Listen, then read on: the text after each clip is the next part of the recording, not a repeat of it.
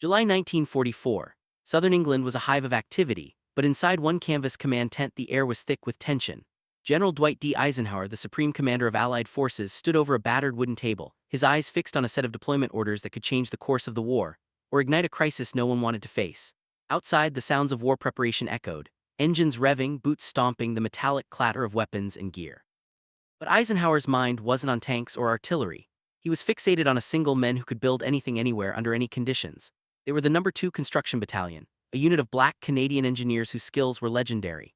They could throw up a bridge in hours, carve roads through mud and chaos, and build fuel depots that kept the Allied war machine running. On paper, they were the answer to every logistical nightmare the Allies faced in France.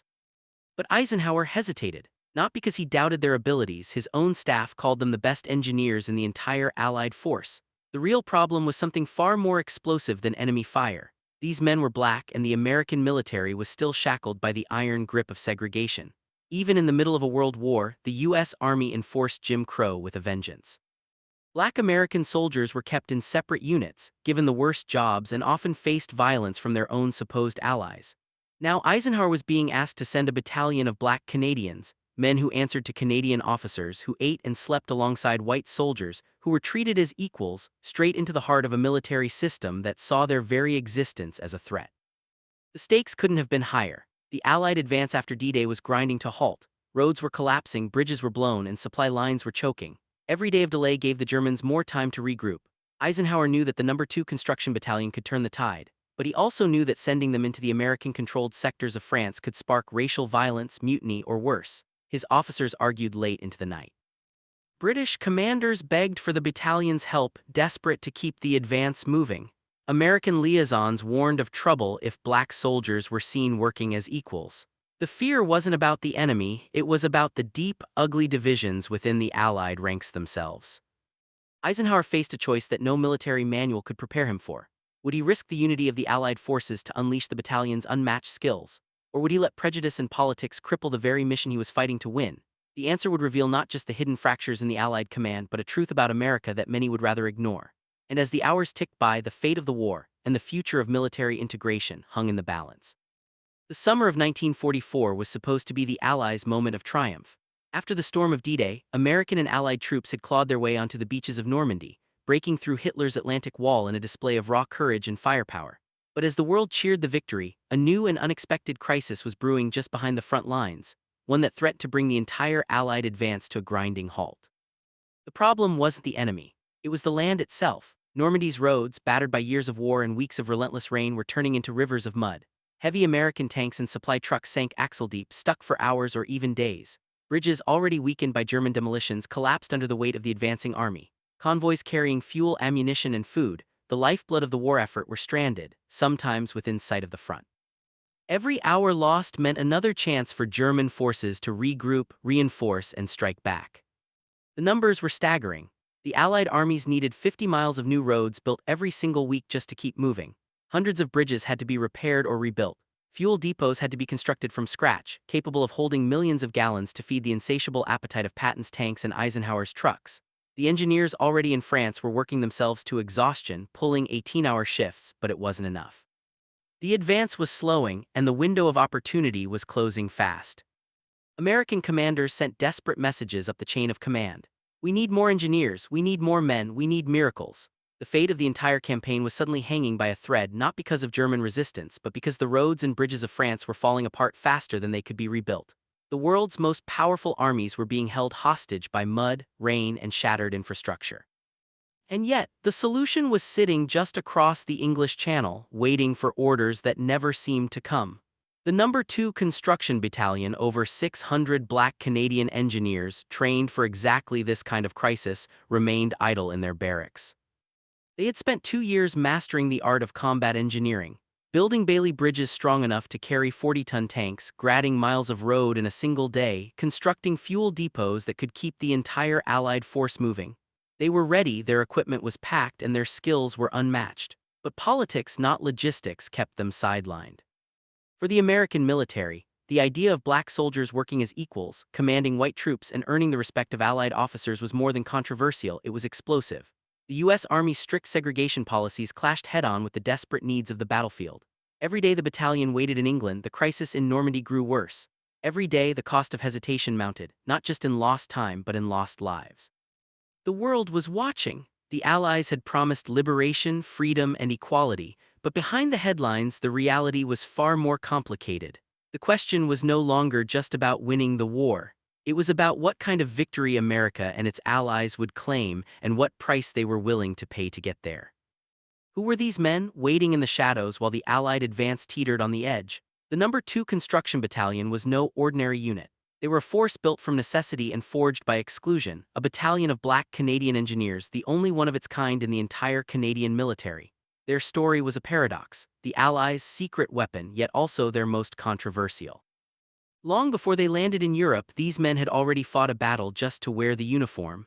When World War II erupted, black Canadians rushed to enlist, eager to serve alongside their American and British allies. But the doors to regular combat units were slammed shut.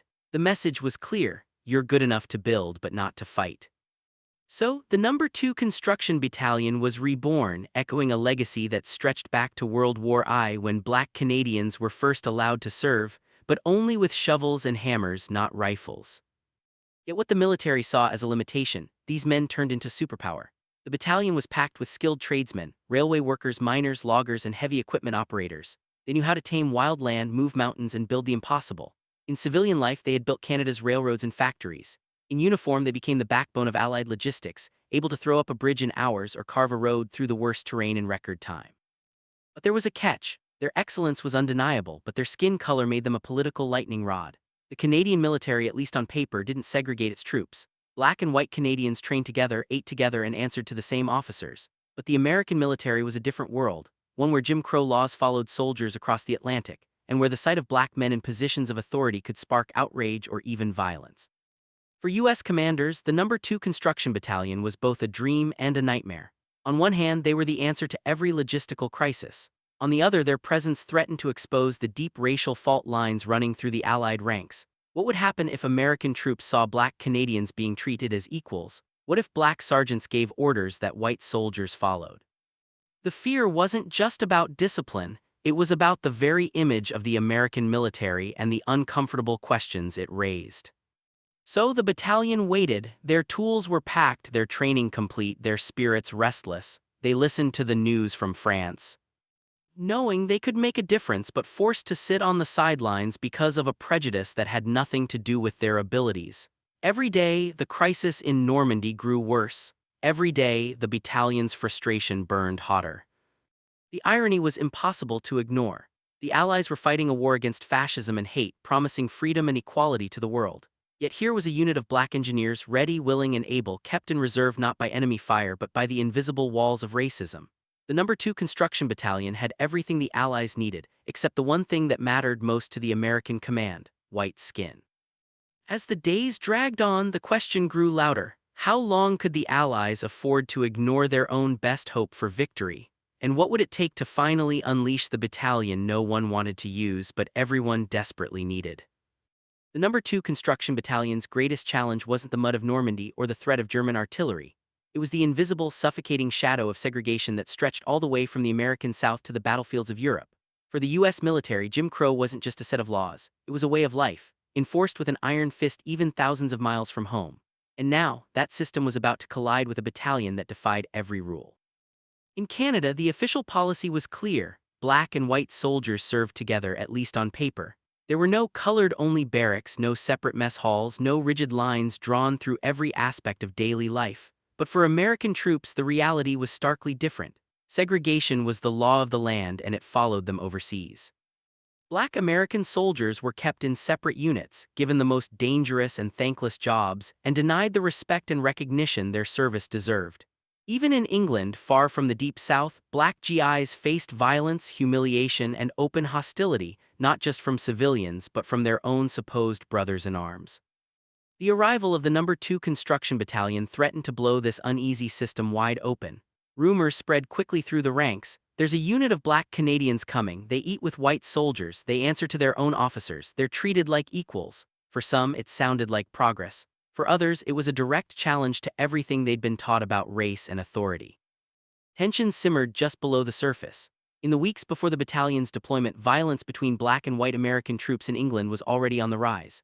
Fights broke out in pubs and barracks. Military police cracked down, but the resentment only grew. British commanders, desperate to keep the Allied coalition from fracturing, watched nervously as the situation escalated. The fear wasn't just about discipline, it was about the very fabric of the alliance. What would happen when black Canadian soldiers, used to a measure of equality at home, encountered the rigid segregation of the U.S. Army? Would American MPs try to enforce Jim Crow on men who wore the maple leaf? Would Canadian officers stand by, or would they defend their troops' rights even if it meant a showdown with their allies? The questions had no easy answers, and the stakes were dangerously high. Behind closed doors, Allied commanders debated the risks. Some argued that the battalion's skills were too valuable to ignore. Others warned that a single incident could spark riots, undermine morale, or even tear the alliance apart. The political minefield was as real as any battlefield in France. Every decision was weighed not just for its military impact, but for its potential to ignite a crisis that could echo all the way back to Washington and Ottawa. For the men of the Number Two Construction Battalion, the waiting was torture. They had trained for war, not for politics. They wanted to prove themselves on the front lines, not be used as pawns in a game of international diplomacy. But every day their fate was decided not by their abilities, but by the color of their skin and the fears of men in power. The shadow of segregation loomed over every conversation, every order, every plan. The question was no longer just about winning the war. It was about what kind of world the Allies were fighting to create. Would they let old prejudices dictate the future, or would they finally break the chains that had held back so many for so long? The answer was still uncertain, but one thing was clear. The next move would test not just the strength of the Allied armies, but the very soul of America itself. By late July 1944, the Allied advance in France was teetering on the edge. Every day, Eisenhower's desk filled with urgent reports, bridges collapsing, convoys stranded, and frontline units running dangerously low on fuel and ammunition. The pressure was relentless. The world expected victory, but the reality on the ground was a logistical nightmare. The solution was obvious to anyone who looked at the numbers. The Number Two Construction Battalion was the only unit with the skills and manpower to turn the tide. But the decision to deploy them was anything but simple. Eisenhower's headquarters became a war room of arguments and anxiety. British commanders pleaded for action, insisting that the battalion's expertise could save the entire campaign. American officers, however, were locked in a different kind of battle, one against their own fears and the deeply ingrained rules of segregation. The idea of black soldiers working as equals, commanding respect, and moving freely through Allied lines was more than controversial. It was, for some, unthinkable. But the crisis in Normandy was reaching a breaking point. In 1 week, a catastrophic road failure trapped an entire convoy of fuel trucks, blocking the main supply route for hours. The ripple effect was immediate. Frontline units stalled, and the Germans seized the chance to reinforce their defenses. At the same time, another violent clash erupted between black and white American troops in England, this time escalating into a full-blown riot. The headlines were damning, and the tension was impossible to ignore. Eisenhower was caught between two fires. On one side, the military necessity was undeniable. On the other, the political risk was enormous. If he sent the Number Two Construction Battalion into the chaos of Normandy, he risked igniting racial conflict within his own army. But if he held them back, he risked losing the momentum that had cost so much to gain. The clock was ticking, and every hour of indecision brought the Allies closer to disaster. In the end, necessity won out. Eisenhower signed the deployment orders, but not without conditions. The battalion would be sent to Normandy, but their initial assignments would keep them in Canadian and British sectors, away from large concentrations of American troops. The message was clear: their skills were needed, but their presence was still seen as a risk. Eisenhower issued strict instructions. Canadian soldiers would answer only to Canadian command, and any attempt by American MPs to enforce segregation would be met with serious consequences. Warnings went out to American commanders: respect Allied sovereignty or face the fallout. The order finally came down in early August. For the men of the Number Two Construction Battalion, it was a moment of relief and vindication. After months of waiting, they were finally going to war, not just to build bridges and roads, but to prove once and for all that excellence knows no color. They packed their gear, boarded ships, and crossed the English Channel, stepping into a world where every action would be watched, judged, and remembered. The journey to Normandy was rough. The sea was gray and choppy, and the air was thick with anticipation.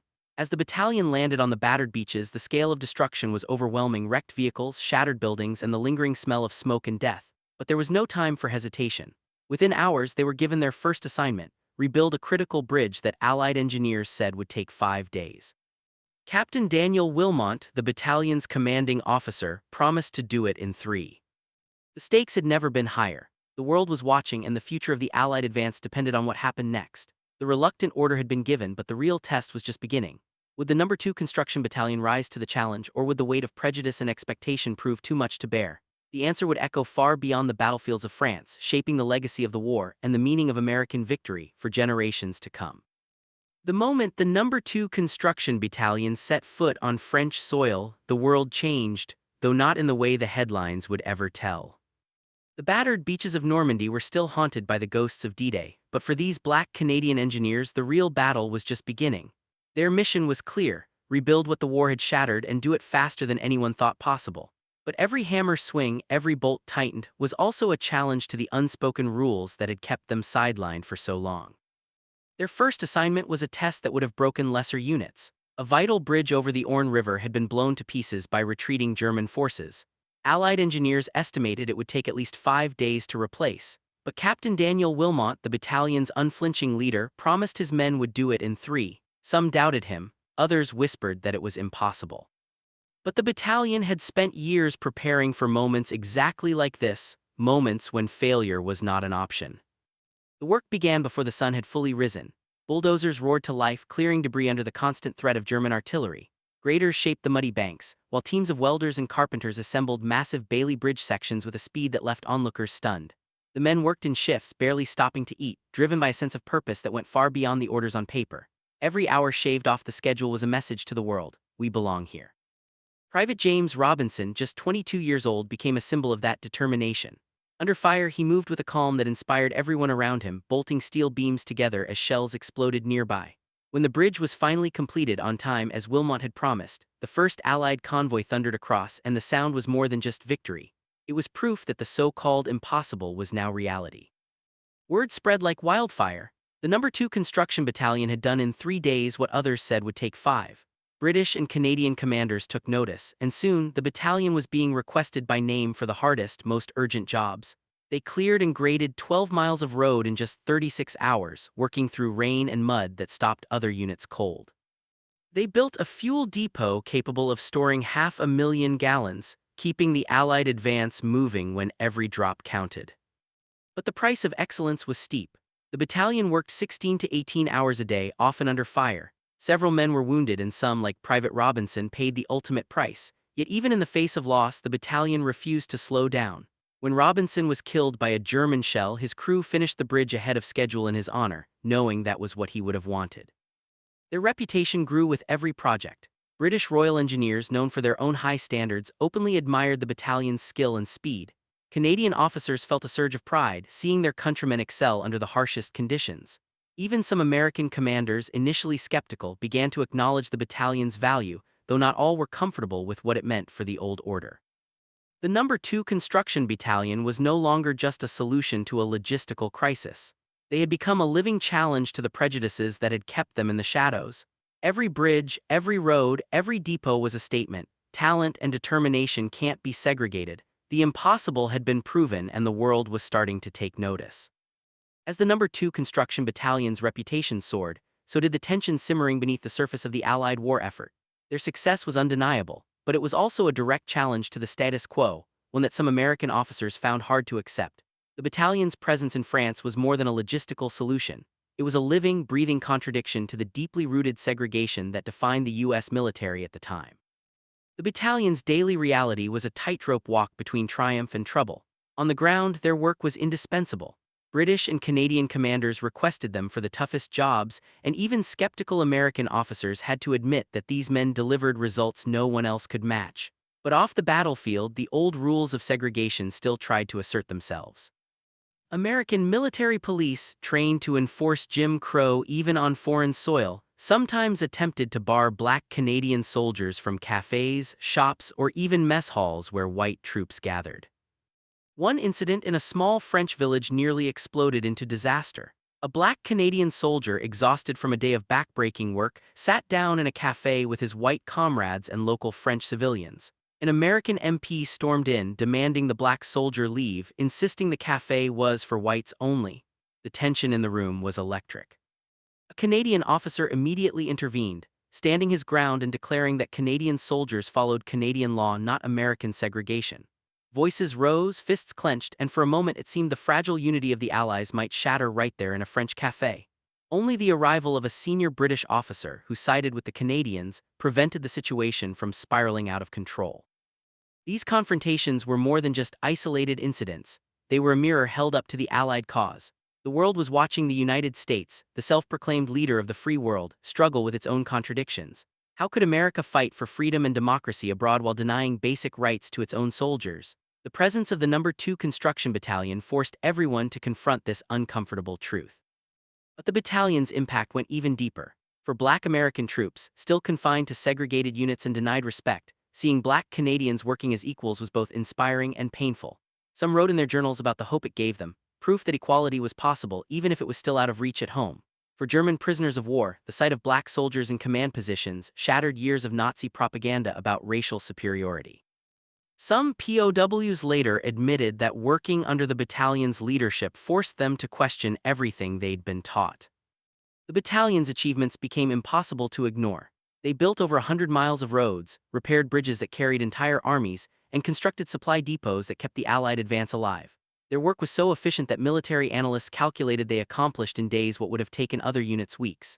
Their excellence was a rebuke to every excuse for segregation, every argument that claimed Black soldiers couldn't measure up.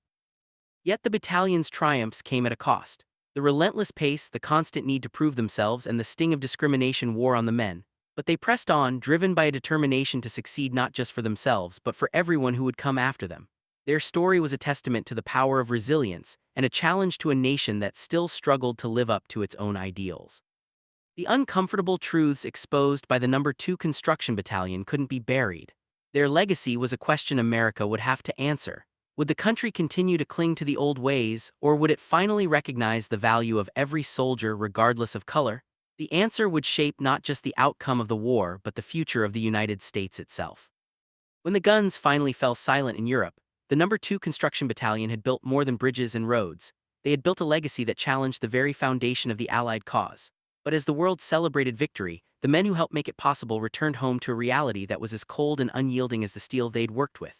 For these Black Canadian engineers, the war was over, but the battle for recognition had only just begun. In the United States, the story of the battalion was almost invisible. American headlines focused on the heroics of D-Day, the liberation of Paris, and the final push into Germany. The quiet, relentless work of the engineers who kept the Allied armies moving was rarely mentioned, and the fact that a battalion of Black soldiers had outperformed expectations was a truth many were not ready to face. For the U.S. military, still deeply entrenched in segregation, the success of the Number Two Construction Battalion was both an inspiration and an uncomfortable reminder of what was possible when talent was allowed to rise above prejudice. The men of the battalion returned to Canada expecting, at the very least, a measure of respect for their service. Instead, they found the same barriers they had left behind. Banks denied them loans that white veterans received without question. Employers turned them away, ignoring the skills and discipline they had proven under fire. There were no parades, no medals, no national recognition. Their story was quietly filed away, a chapter too complicated for a country eager to move on. But the impact of their service could not be erased. In the years that followed, veterans and their families kept the memory alive, sharing stories, preserving photographs, and quietly demanding justice. Their example became a rallying point for those fighting for civil rights and equality, not just in Canada but across the border in the United States. Black American soldiers who had witnessed the battalion's achievements wrote home about what they had seen. Black men commanding respect, building the infrastructure of victory, and earning the admiration of their peers. These stories fueled a growing movement for change, adding weight to the calls for desegregation in the U.S. military. The battalion's legacy also reached the highest levels of military policy. Analysts and planners could not ignore the evidence. Integrated units worked and worked well. The Canadian military pointed to the Number Two Construction Battalion as proof that segregation was not just unnecessary but actively harmful to the war effort. In the United States, this example became part of the argument that led President Truman to issue the order to desegregate the armed forces in 1948, a decision that would change the face of the American military forever. Recognition for the battalion came slowly, almost grudgingly. Decades passed before their contributions were officially acknowledged. Monuments were finally erected, apologies were made, and their story began to appear in history books and museums. But for many of the men who had served, the recognition came too late. They had already lived and in some cases died without seeing their sacrifices honored. Yet the legacy of the Number Two Construction Battalion endures. Their story is a reminder that the fight for equality is never just about policy or politics, it's about the courage to do what's right even when the world isn't watching. They proved that excellence can break down barriers, that determination can outlast discrimination, and that the true measure of a nation is how it treats those who build its future. As America continues to wrestle with questions of race, justice, and belonging, the story of the Number Two Construction Battalion stands as both a warning and a beacon. It's a challenge to remember the hidden heroes, to confront the uncomfortable truths, and to build a future where no one's contributions are forgotten. Their bridges may have carried armies to victory, but their real achievement was showing what's possible when we refuse to let prejudice define our potential. The story of the Number Two Construction Battalion doesn't end with the last bridge they built or the final road they paved. Their true legacy stretches far beyond the battlefields of Europe, echoing through the decades as a challenge to the very heart of American ideals. In a war fought for freedom and democracy, these Black Canadian engineers exposed a paradox that America still wrestles with today. How can a nation demand sacrifice from those it refuses to treat as equals? For years, the battalion's achievements were buried beneath the headlines of victory parades and famous generals. But the roads they built carried more than tanks and trucks, they carried the weight of a promise unfulfilled. Every mile of highway, every steel bridge was a silent rebuke to the idea that ability should ever be limited by skin color. Their work proved in the most undeniable way that excellence knows no boundaries. They didn't just support the Allied advance, they redefined what was possible for Black soldiers in a world that tried to keep them invisible. The impact of their service rippled across borders. In the United States, where segregation was still the law of the land, the success of the Number Two Construction Battalion became a quiet but powerful argument for change. Black American soldiers who witnessed their Canadian counterparts working as equals returned home with new resolve.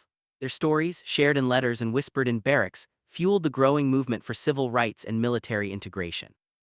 The battalion's example was cited in debates that led to President Truman's historic order to desegregate the U.S. Armed Forces in 1948, a turning point that reshaped the American military and, eventually, the nation itself. But the battalion's legacy is more than a footnote in history. It's a living lesson about the cost of prejudice and the power of perseverance. Many of the men who served returned to lives marked by discrimination and silence. They were denied the recognition they deserved, their contributions overlooked by a society eager to move on. Yet they carried with them a quiet pride, a knowledge that when the world needed them most, they delivered. They built the infrastructure of victory, even as they faced the infrastructure of racism. Today, their story is finally being told. Monuments stand where there was once only silence. Museums and classrooms now teach the next generation about the battalion's courage and skill. Their faces, once lost in the shadows of history, are now honored as pioneers who helped shape the world we live in. But their greatest legacy is the question they leave behind: what kind of nation do we want to be? One that hides from its uncomfortable truths, or one that faces them head-on and builds something better? The Number Two Construction Battalion showed that real strength isn't just about what you can build with your hands, it's about what you can build with your character. They faced two wars at once, one against a foreign enemy and one against the prejudice of their own allies. They won both, not with weapons but with relentless excellence and unbreakable resolve. As America continues to grapple with its own history, the battalion's story stands as a beacon, a reminder that the road to equality is long but every step forward matters. Their bridges still stand, their roads still carry the weight of progress, and their example still challenges us to do better. In the end, the legacy they built is not just measured in miles of concrete and steel, but in the enduring truth that greatness can never be segregated.